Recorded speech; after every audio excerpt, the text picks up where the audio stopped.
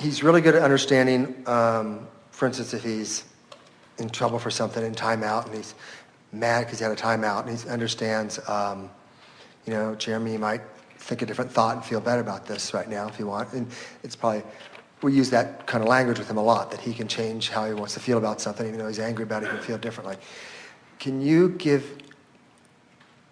Okay, if I'm up here speaking to God... Here's the thing, you are, and here's the thing that we want to say to you. Well, we're all that, aren't we? Yeah. Here's the thing, and we are standing over there where that you think that is. So here's the question that we really want to throw back to you, and you are in this open and receptive way of hearing it. The question that we really want to put to you is, where are you in terms of your alignment when you give him a timeout? In other words, if you give him a timeout because you're standing over there with who he really is and with who you really are, and you just feel inspired to do it because you know it's the path of least resistance to where you want him to be, then it's the right action for you to offer. But if you're just irritated and tired of his not listening to you, and this is just your sort of ditch effort to get his attention, then you need a timeout. He doesn't give very many timeouts. He gets them when we've asked him to do something, and he doesn't have a good answer for not doing it. Well, we're not disagreeing that he does things that make you feel like you need to reprimand him or at least get his attention. We just want to suggest that instead of looking for timeouts, you're trying to inspire time-ins. Correct. You're trying to inspire alignment, and we think it is a flawed premise that you can reprimand or discipline someone into alignment. We've never seen it work. Okay, so what do we do? I mean, for instance, Grant, we could skip brushing teeth the rest of our lives. I mean, I don't have a problem with that, except that I have a belief that brushing your teeth creates healthy teeth, and you'll have nice, clean teeth, and blah, blah, blah, blah, be healthy. So all of his teeth are going to fall out anyway, don't worry about it. But our belief is you brush your teeth in the morning, you brush your teeth at night. Now, we forego some of those sometimes, but that's kind of our rule in the house, and that's what we do. Jeremy, it's time to brush your teeth. I don't want to do it now, okay? Well, in 5 minutes, are you ready? No, I don't want to do it then. And he says, I don't want to do it at all. Well, Jeremy, it's not an option. We're going to brush our teeth today, okay? I'm going to brush mine, you're going to brush yours. So as soon as you're ready, let's go up and brush our teeth. I'm trying to give him open ways for him to at least move in the direction I want him to move. So he says, no, I'm not brushing my teeth. Jeremy, 1, 2, 3, you're out if you don't brush your teeth. So he's got 5 minutes to sit down and decide to submit into brushing his teeth, I guess. You are beginning the development of a flawed premise. In other words, what you are saying to him is, I'm teaching you motivation. I'm teaching you to do things that you don't want to do from the basis that if you don't do it, things will get worse. So help me. So, well, at least we know what the question is now.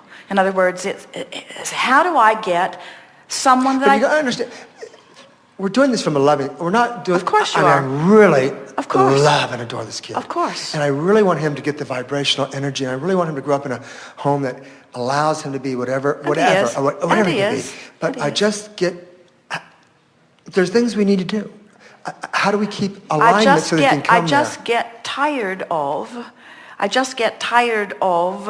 trying to buck the current. I get tired of trying to get him to perform an action before the energies are aligned.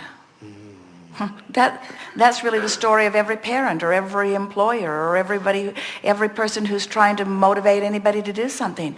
I get tired of bucking the current, and we say, it's a flawed premise. You can't buck the current. Give it up. You think if you're not there, he's going to brush his teeth? And are you always going to be there? No. He's going to college, and you're putting a recording in his pocket. Don't make me give you a timeout. And he's thinking, as soon as I'm out of range, there will be no teeth brushing until some sweet young thing wants a kiss and turns her nose. He'll be brushing his teeth all day, every day. When it's his desire, you see.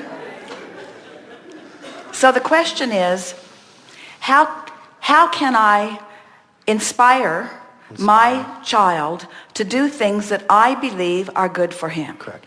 So you've heard us say, one who's connected is more influential and therefore more powerful than a million who aren't. So here he is not brushing his teeth. That's a good example, not brushing his teeth. So when he doesn't brush his teeth, you worry about his hygiene, which makes you put into your version of him in vibrational escrow a very healthy, very groomed, very tidy, very good feeling, in other words, person.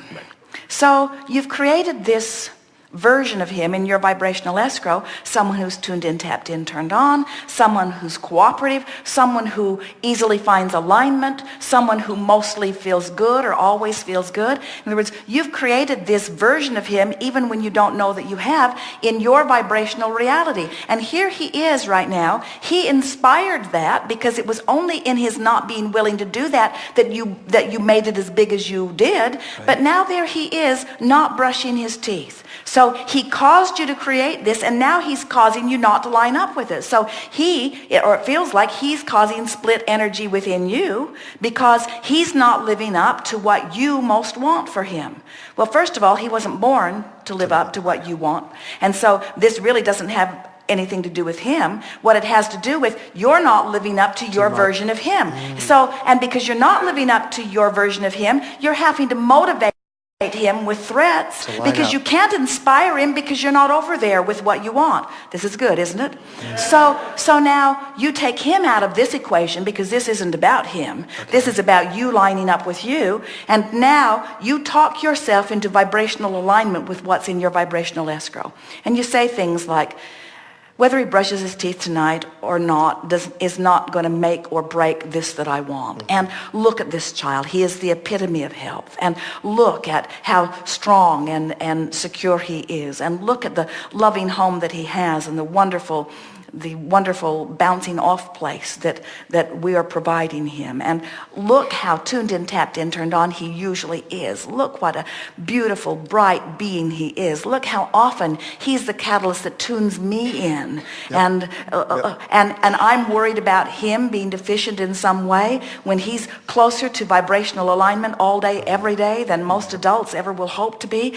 There's not a problem with this child. This child is magnificent. This child is a physical human extension of non-physical energy and is the epitome of all things that we strive for. So you actually talk yourself into alignment. So now what you want is over here spinning, and you're not the odd man out anymore. You're in there where it is. You're in there where it is, knowing that about him. And as you radiate that singular vibration, he'll go brush his teeth. Wow, that is so good. Eventually.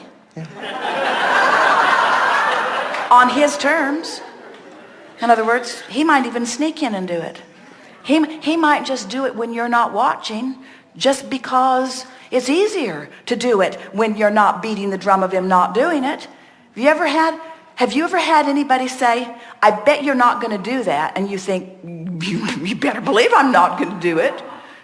I can't buck your current. I can't buck your negative expectation. Have you ever had anybody try to prod you into something from their place of not expecting? Now, we're exaggerating this way out of proportion, but we just want you to realize that you got to get over there where your dream for this child is. You don't have to stay there. You just have to know the laws of the universe, and you do, and get rid of those flawed premises, and just remember that you can never consistently motivate anybody to anything. Oh, they'll do it if you're bigger and stronger, and if you make the consequences. Big enough stick. If you'll make the consequences, you can even break a horse, and a horse is big. Yeah. In other words, but you never end up with a joyous beast, ever. Right.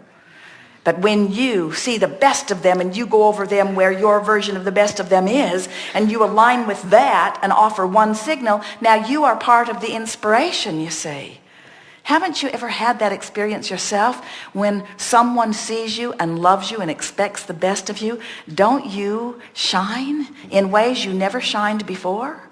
And don't you find it really hard to shine when somebody doesn't feel that way about you?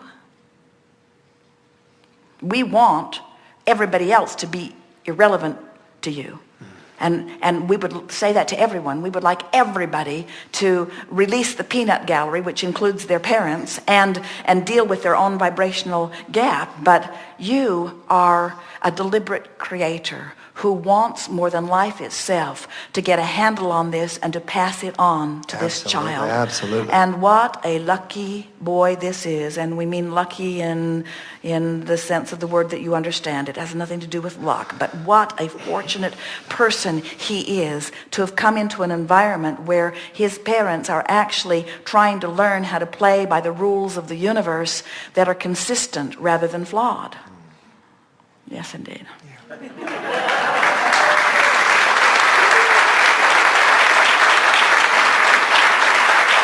I think you've already given me this, but as I was sitting there, I said, if I could speak to God, which as you said I am, 3 morsels, the 3 big 1, 2, 3 of child raising. They're perfect. The pieces that you could just... He's perfect as he is and becoming more. He didn't come here to satisfy my intentions. It's my job to work what he does around in my mind so that I feel good. It's not his responsibility to please me. That was 4, but... Thank you.